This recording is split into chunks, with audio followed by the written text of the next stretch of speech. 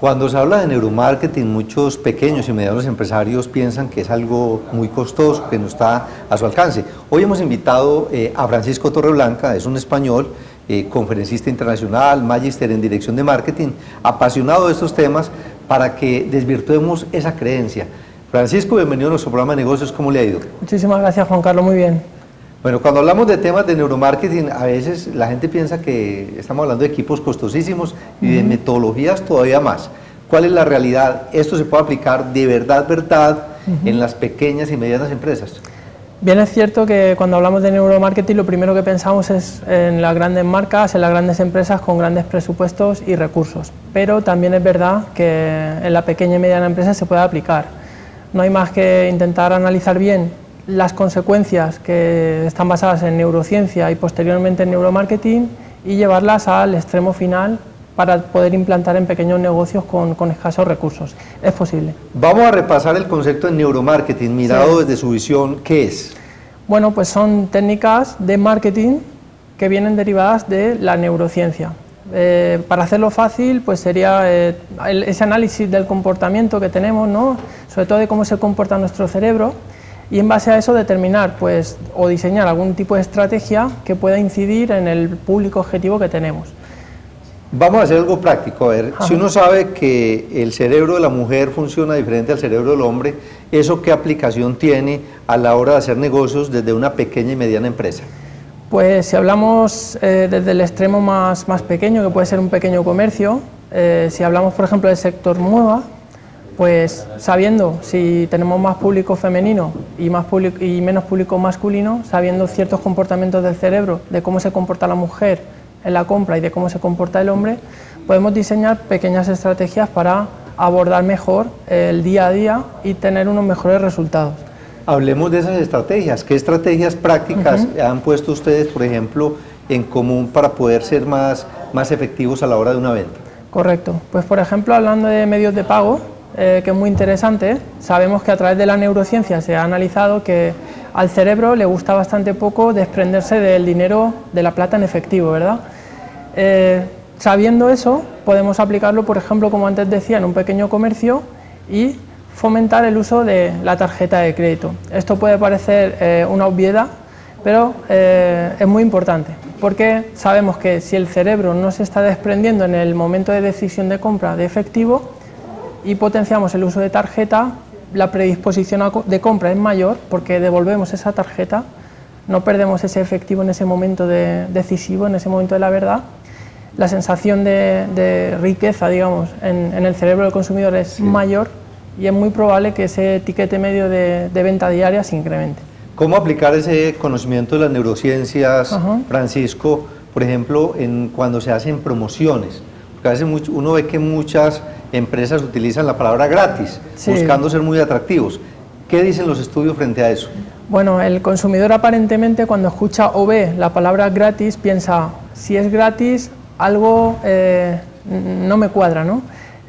Precisamente a través de estudios de neuromarketing hemos detectado, o se han detectado, que la palabra gratis sí es muy atractiva al cerebro. ¿Por qué? Precisamente lo enlazo con lo anterior y está muy en relación con la pérdida de efectivo.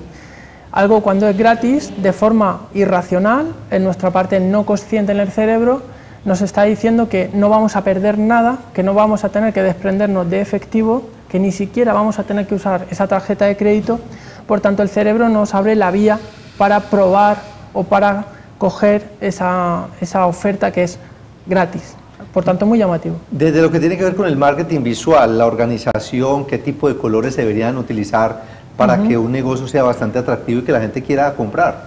Pues en función del tipo de negocio, diferentes tipos de colores, colores cálidos, colores fríos, pero sobre todo saber que en la parte de marketing visual, la imagen, cualquier tipo de imagen, sobre todo si recoge una pequeña historia, es muy importante. Una imagen es capturada por nuestro cerebro 60.000 veces más rápida que el texto. Y una vez es capturada, se queda como dentro de él y la mitad del cerebro permanece activa. Es decir, al cerebro le encantan las imágenes, le encantan las historias y le resultan muy atractivas. Por tanto, si trabajamos bien la imagen y asociamos algún tipo de color que esté un poco en función de nuestros valores de marca, la experiencialización del consumidor en el punto de venta va a ser mucho mejor. Hoy se habla mucho del poder del marketing olfativo, de los olores como fuente de generar experiencias que sean recordadas posteriormente. ¿Qué aplicación tendría esto en la pequeña y mediana empresa? Pues conozco casos, no voy a citar marca, pero conozco casos, por ejemplo, en España de pequeños comercios online en los que los sentidos prácticamente están sin función, solamente utilizamos la vista, ¿no?, a través de la computadora. Y, por ejemplo, una marca de moda lo que hizo fue, a través de esas primeras ventas que iba recopilando de sus usuarias, moda femenina, al llegar a casa tu pedido, tu paquete, lo primero que se hacía al abrir era desprender un olor fantástico que estaba perfectamente interiorizado dentro del contexto de marca de la moda. Esa primera experiencia de abrir tu paquete, lo que tú has comprado en tu casa y recibir ese primer impacto en el cerebro a través del olfato con esa fragancia, provocó que en los 3-6 meses siguientes se incrementaran las ventas alrededor del 60%. Por tanto, es muy importante también. Aquí lo que estamos hablando es de generar experiencias que sean memorables, porque obviamente todo el día estamos en contacto con múltiples marcas, vamos a un sitio, vamos al otro, tenemos impactos visuales. Entonces la marca debería pensar cómo generar una ruptura, algo que finalmente yo lo recuerde para siempre. ¿Cómo se logra? Sí, correcto. Yo siempre me gusta mucho un ejemplo que leí en el libro de Martin Lindstrom en Comprología. Él hablaba del impacto negativo que sufrimos en nuestros cerebros el día de los atentados de las Torres Gemelas y cómo, si preguntas a cualquier persona, pues inmediatamente te ubica en dónde estaba, con quién estaba, qué estaba haciendo, qué hora era, etc. Son datos inmediatos. Sin embargo, si preguntamos qué cenaste hace una semana, por ejemplo, pues nos cuesta recordar exactamente dónde estábamos y qué estábamos haciendo. Eso llevado a un punto de venta es fantástico a través de la generación de recuerdos. ¿Por qué?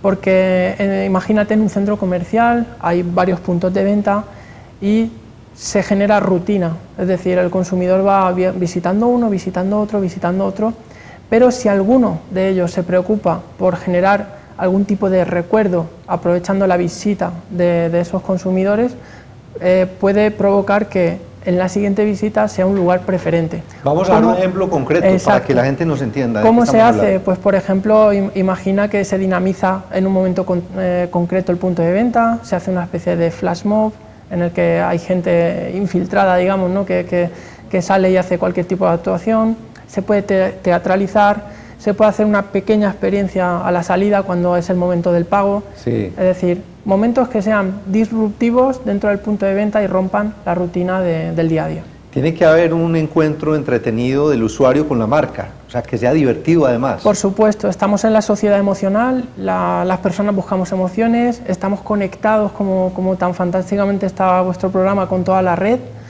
y eso es fantástico a la hora de vivir experiencias, contarlas de inmediato, generar recuerdo, generar recomendación y bueno, todo se va retroalimentando. Por tanto, yo como consumidor y creo que todo el mundo está deseando vivir experiencias en cualquier lugar. Bueno, algo que es muy importante es que el primer contacto de muchas personas con una marca es a través de Google, buscan y van a un sitio web. Si en este caso estamos hablando de las pymes, ¿qué características debería tener ese sitio web para que sea atractivo y enganche a ese potencial comprador?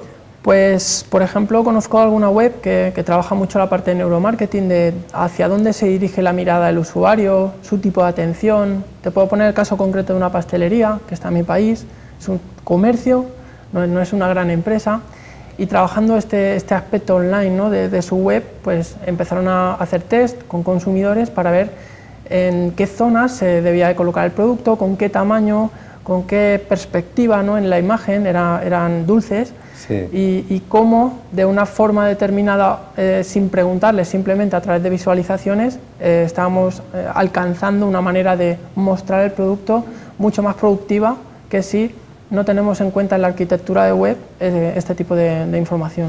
Como aquí estamos hablando, Francisco, de cómo generar estrategias que sean muy llamativas, que rompan esa rutina que se genera en la relación con el cliente, Ustedes tienen una metodología además que a través del juego, de la tormenta de juegos. ¿Cómo funciona? Sí, bueno, es muy importante después de conectar todo lo que hemos hablado, la creatividad y la creatividad como herramienta estratégica. Nosotros en mi empresa, en Sinaya Marketing, en España, trabajamos dos técnicas que son maravillosas.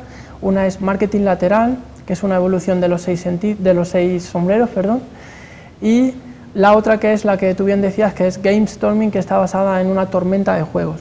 Se propone un juego, se propone el reto creativo, se propone el foco principal que queremos trabajar y a partir de ahí, a través de ese juego que es muy divertido y que implica mucho al equipo que está trabajando la creatividad, sí, se logran resultados bastante espectaculares, pero siempre con ese enfoque de saber que a través de las conclusiones de neuromarketing necesitamos precisamente ese foco.